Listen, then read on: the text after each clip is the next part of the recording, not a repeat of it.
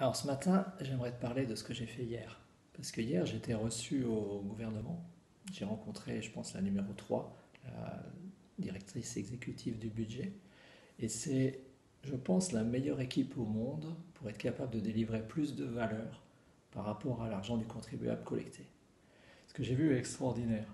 Et j'ai un peu bataillé pour avoir droit à une demi-heure avec Christine Cox, qui est, euh, qui est quelqu'un qui est responsable de 17 milliards de budget, 17 milliards de dollars de budget de l'Utah. Je ne sais pas si tu vois ce que ça peut donner.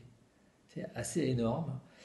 Et en 2008, elle s'est retrouvée à la tête d'une agence ici. Et pour elle, pour des questions personnelles, c'était juste impossible au moment de cette crise de demander plus d'argent. C'était impossible. Donc elle s'est dit, on doit délivrer plus de valeur par rapport à l'argent collecté. Et elle ne savait pas comment faire, mais elle avait une raison pour le faire. Parce que c'est quelqu'un qui a à peu près mon âge et elle s'est retrouvée à perdre la vue. C'était quelqu'un d'un très haut niveau.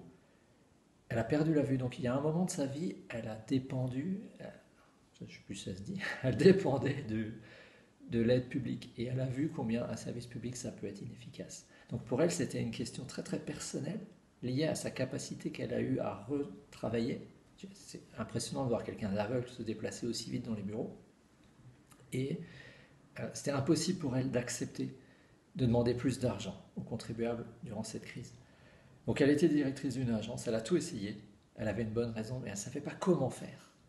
Mais elle était persuadée, elle croyait qu'elle pouvait y arriver.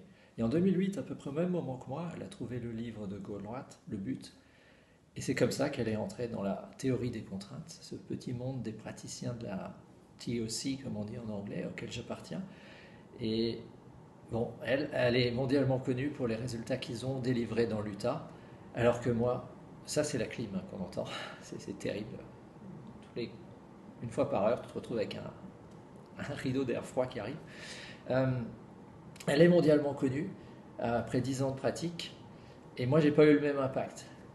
Bon, on n'avait pas la même position non plus, ça c'est quelque chose d'important. Mais ce qui m'a touché hier, c'est que ce que j'ai vu, c'est extraordinaire. C'est extraordinaire ce qu'ils ont pu faire. C'est extraordinaire ce qu'ils ont mis en place. Tout simplement parce qu'ils avaient une bonne raison. Ils ne savaient pas comment faire. Mais ils étaient persuadés qu'ils pouvaient y arriver. Donc c'est exactement pareil qu'avec Usana. Si tu as une bonne raison, même si tu ne sais pas comment faire, fais-moi confiance. On va trouver comment faire fonctionner ce truc-là en France et avoir du succès. Allez, bonne journée.